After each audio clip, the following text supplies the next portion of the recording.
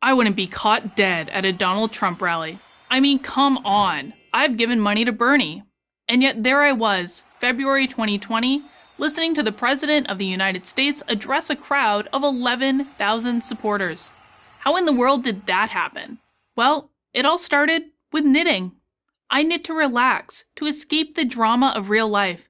But like almost everything nowadays, even knitting has become political, to the point that only those with politically correct views are welcome in the online knitting forums. You think I'm kidding. I wish I were. But I'm not. The online knitting mob is real. And like all mobs, it's mean. That always made me uncomfortable. The insults and the name-calling. But I despised those knuckle-dragging Republicans as much as the next knitter. So despite my discomfort, I never gave it much thought.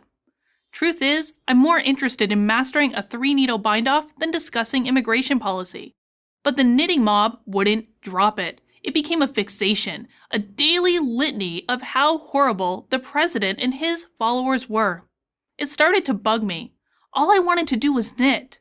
But then I began to wonder, could those Trump supporters, some of whom were literally my neighbors, really be as irredeemable as they said?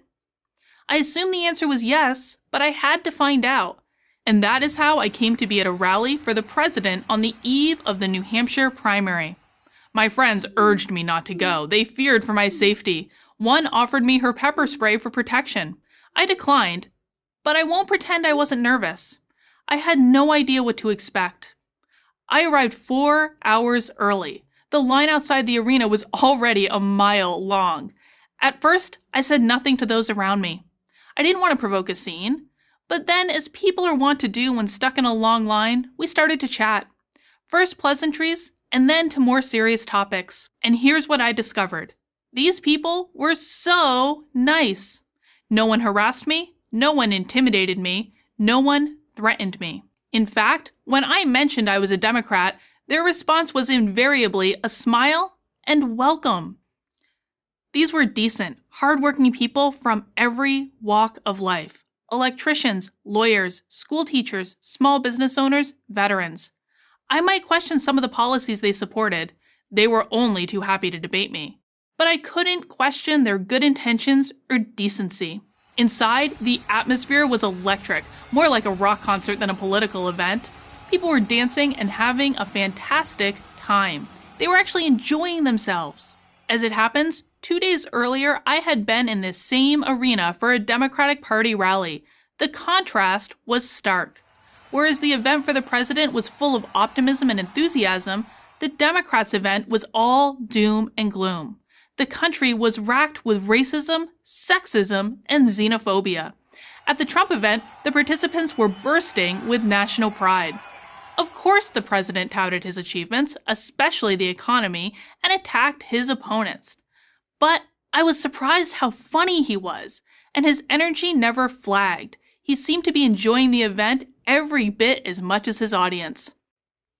Here's something else that surprised me. While the crowd had obvious affection for the country's chief executive, there was nothing slavish or mindless about it. These people were not stupid, not brainwashed, and, as far as I could tell, not racist, sexist, or phobic anything. So, did going to a Trump rally change me? Well, my values are the same, but my perspective is different. I'll even say the experience made me a better person. I learned that the people who come to these rallies aren't there because they hate anybody. They're there because they love America. Somewhere between Pearl 1, Knit 2, I had lost that love. Now I have it again, and I'm grateful. The rally also reminded me that we are a people. Yes, we have fierce disagreements on how to solve our problems, but those who differ with us are not evil. Thinking that they are, that's the problem. That's what's tearing us apart. I refuse to add to the divisiveness any longer. I refuse to hate people I don't know simply because I don't like the way they vote. I invite you to join me. Let's make America civil again. If we can do that, we'll all win. I'm Carlin Burisenko, independent voter for Prager University. Thank you for watching this video. To keep PragerU videos free, please consider making a tax-deductible donation.